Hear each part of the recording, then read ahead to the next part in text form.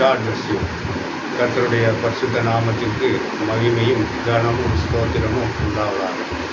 இந்த நாளின் செய்திக்காக நாம் எடுத்துக்கொண்ட வேத பகுதி பிறந்த நாள் என்கிற தலைப்பின் 4ஆம் பகுதியாக நாம் தியானிக்கப் போகிறோம்.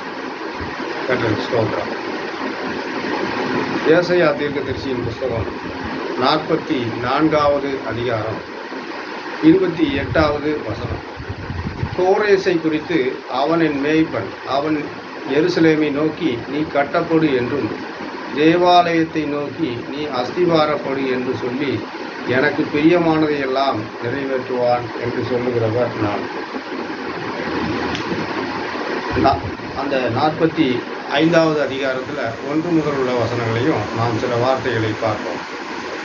கர்த்தராகிய நான் அபிஷேகம் பண்ணின கோரேசுக்கு முன்பாக ஜாதிகளை கீழ்ப்படுத்தி ராஜாக்களின் இடைக்கட்டுகளை அவிழ்க்கும்படிக்கும் அவனுக்கு முன்பாக வாசல்கள் பூட்டப்படாதிருக்க கதவுகளை திறந்து வைக்கும்படிக்கும் அவனை பார்த்து அவன் வலது கையை பிடித்து கொண்டு அவனுக்கு சொல்கிறதாவது, நான் உனக்கு முன்னே போய் கோணலானவைகளை செவ்வையாக்குவேன். உன்னை பெயர் சொல்லி அழைக்கிற இஸ்ரவேலின் தேவனாகிய கர்த்தர் நானே என்று நீ அறியும்படிக்கு வெண்கல கதவுகளை உடைத்து இருப்பு தாழ்பால்களை முறித்து அந்தகாரத்தில் இருக்கிற பொக்கிஷங்களையும் ஒளிப்பிடத்தில் இருக்கிற புதையல்களையும் உனக்கு கொடுப்பேன். நான் என் தாசனாகிய யாக்கோபின் நிமித்தம், நான் தெரிந்து கொண்ட இஸ்ரேலின் நிமித்தம் நான் உன்னை பெயர் சொல்லி அழைத்து நீ என்னை அறியாதிருந்தும் உனக்கு நாமம் தரித்து, நானே கர்த்தர், வேறொருவர் இல்லை, என்னை தவிர தேவன் இல்லை.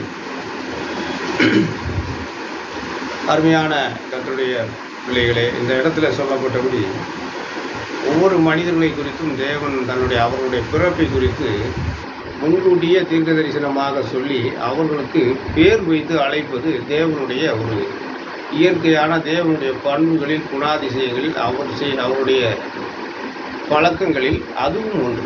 அவர் ஏற்கனவே மனிதர்களை சிருஷ்டிக்கும் பொழுது ஒவ்வொரு மனிதனையும் அவனுக்கு உரிய பிறப்பு, வளர்ப்பு, அவன் எப்படி இருப்பான், அவன் யாருக்கு பிள்ளையாக பிறக்க வேண்டும், அவனுக்கு என்ன பெயரிட வேண்டும் என்றெல்லாம் சொல்லி அவர் தீர்மானித்து வைத்திருக்கிறார். சகல மனிதர்கள், எந்த மனிதனும் பிறக்கும் முன்னே பெயரிடப்படுகிறான் என்று ஒரு வார்த்தை உள்ளது, தேவ வார்த்தை வாசனத்தில் பாருங்கள். பிறக்கும் முன்னரே பெயரிடப்படுகிறோம். எல்லா மனிதர்களும் இருக்கிற எல்லா மனிதர்களும் எந்த மதத்தை சேர்ந்தவங்களாக இருந்தாலும் சரி, உங்களுக்கு உங்கள் தாய் தகப்பன் பெயரிடுறாங்கன்னு நீங்கள் நினைக்க வேண்டாம்.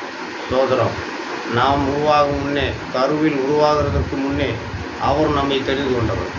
அவர் நம்முடைய அசைவுகளையும் நம்முடைய செயல்பாடுகளையும் எல்லாம் தெரிந்தவர்.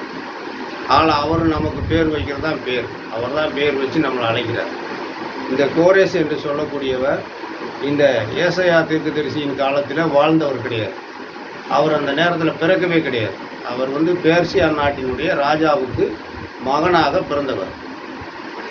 அந்த பேர்சியா நாட்டின் ராஜாவுக்கு மகனாக பிறந்தவர். அப்போ அவர் பிறக்கலை. ஸ்தோத்திரம்.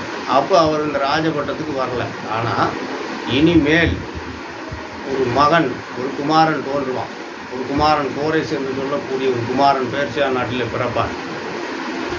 அந்த மனுஷன் ராஜாவாகி இந்த தேவனுடைய ஆலயத்தை கட்டுவான்னு சொல்லப்படுது. இந்த தீர்க்க தரிசனம் சொல்லும் பொழுது, எழுதும் பொழுது இங்கே தேவாலயம் இடிக்கப்படலை.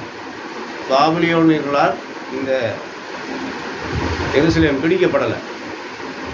அப்போ அவங்க பாபிலோன் அரசாங்கம் இங்கே ஸ்தாபிக்கப்படலை எருசலேமில். அப்போ அவங்க சுதந்திரமாக தன்னாட்சி புரிஞ்சிட்டு வர்றாங்க. அந்த நேரத்தில் இவர் இந்த தரிசனத்தை சொல்கிறாரு. அது வரைக்கும் ஆலயம் இடிக்கப்படலை, பாபிலோனியர்களால் இந்த எருசலேம் பிடிக்கப்படலை, அவங்க தனியாக ஆட்சி பண்ணிட்டு இருக்காங்க. சுதந்திரம். அந்த நேரத்தில் தான் அவர் இதை எழுதுகிறார். அப்போ இனி ஒரு 70 வருஷத்துக்கு பிறகு இந்த கோரேஸ் ராஜாவாகணும். அதுக்கு உட்பட தான் இந்த சம்பவம் நடக்கப்படும். இவர் இந்த தீர்க்க தரிசனம் எழுதி சில வருடங்களுக்குள்ளேயே இங்கே எருசலேம் பிடிக்கப்படுது, அழிக்கப்படுது, தேவாலயம் தீக்கிரையாக்கப்படுகிறது. அதன் பிறகு இங்கு உள்ளவர்கள் எல்லாம், தானியேல் உட்பட பல ராஜகுலத்தை சேர்ந்தவர்கள் எல்லாம் பாபிலோனுக்கு அடிமைகளாக கொண்டு போகப்படுகிறார்கள். அதன் பிறகு அவர்கள் அங்கே போய் 70 வருஷத்துக்கு பிறகு தான் இந்த ஆலயம் கட்டுவதற்கு தீர்மானிக்கப்படுகிறது. அவங்க அங்கே எருசலேமில் 70 வருஷம் இருந்துட்டு தான் அவங்க வரணும். அதுக்கு முன்னாடியே அங்கே அந்த அர்தசஷ்டா, அகாஸ்வேரு இது போன்ற அந்த மேதிய பெர்சிய ராஜாக்களால் இந்த ஆலயம் கட்டுவதற்கான ஏற்பாடுகள் நடந்துக்கிட்டு இருக்கு. அதுக்கு பிறகுதான் இவர் கோரஸ் ராஜா ஆட்சிக்கு வர்றார். அந்த பெர்சியா தேசத்து மன்னர் சோதரம். அப்போ ஒவ்வொரு மனிதன் பிறக்கும் முன்னரே அங்கே பேரிடப்படுகிறது. அவன் என்ன செய்யணும் என்று தீர்மானிக்கப்படுது. அது தேவனாலே தீர்மானிக்கப்படுது. நாம் ஏதோ ஒரு வேலை செய்கிறோம். இப்போ நான் ஊழியம் செய்கிறேன், இதை ஏதோ நானாக தேர்ந்தெடுத்து வந்தேன் ஆண்டவருக்குள்ள அப்படின்னு எனக்கு சொல்ல முடியாது. இதை என்னுடைய தாயின் கருவிலேயே தேவன் என்னை தெரிந்து கொண்டார். அதனால தான் நான் இதை செய்ய முடியுது. இல்லைன்னா நான் இதை செய்ய முடியாது. இந்த மாதிரி ஒரு ஊழியத்தை செய்ய முடியாது. ஸ்தோத்திரம். அது தேவன் தெரிந்து கொண்டதுனால மட்டும்தான் இதை செய்ய முடியும். அப்படிப்பட்டவர்களுக்கு தான் இந்த ஊழியத்தை விசுவாசத்தோடு செய்ய முடியும்.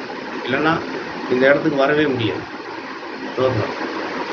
அதனால தான் அங்கே கோரஸை பற்றி நீ என்னை அறியாதிருந்தப்போ அவர் பிறக்கிறதுக்கு முன்னாடியே ஏசாயா மூலமாக அவருக்கு பேர் வச்சுட்டார்.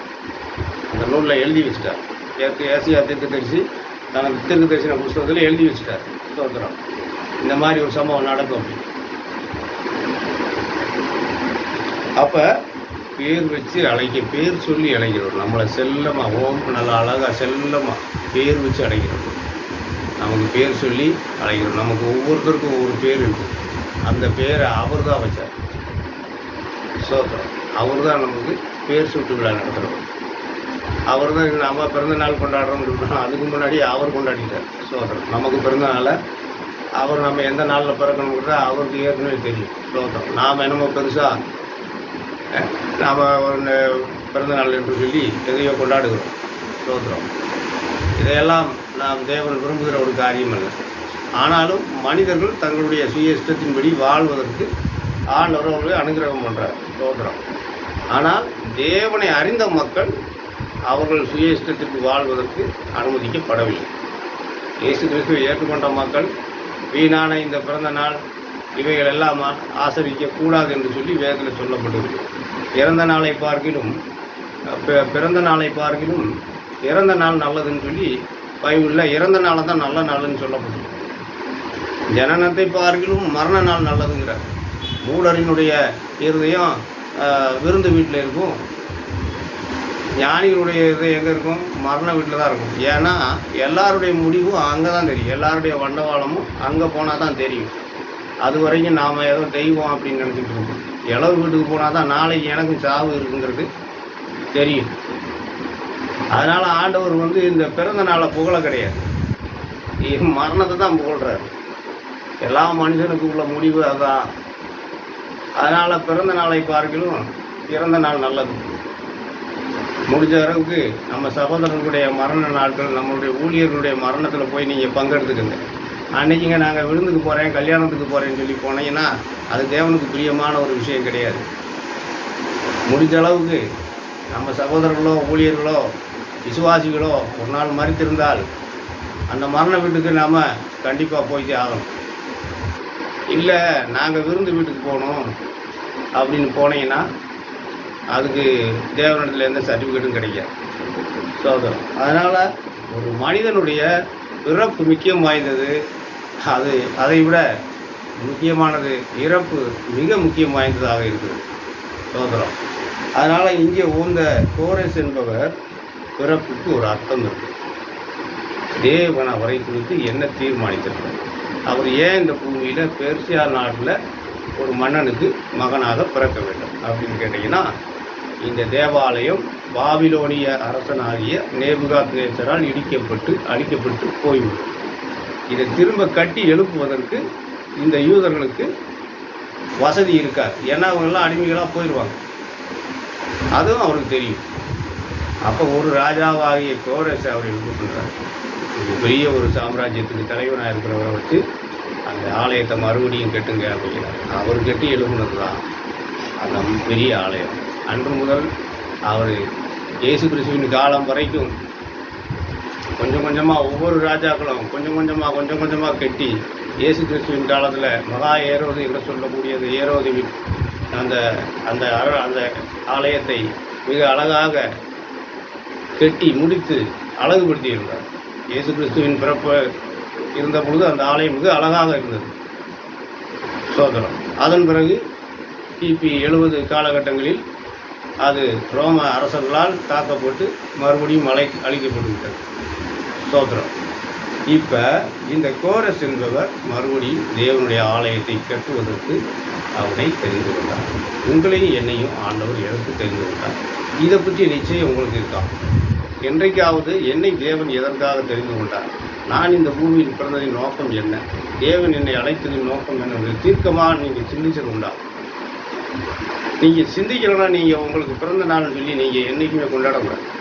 பிறந்த நாள் என்றால் நீங்கள் பிறந்ததுக்கு நோக்கம் என்னவென்பது நீங்கள் சிந்தித்திருக்க வேண்டும், உங்களுக்கு தெரிந்திருக்க வேண்டும். ஏதோ பிறந்தோம், புசிப்போம், குடிப்போம், நாளை சாவோம்.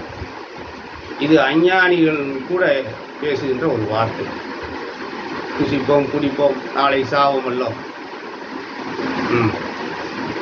இன்னைக்கு செத்தா நாளைக்கு பால், உலக மனுஷன் சொல்கிறது. இன்னைக்கு செத்தா நாளைக்கு பால். இதை ஊழியர்களும் விசுவாசிகளும் என்றைக்கும் இந்த வார்த்தையை பயன்படுத்தக்கூடாது.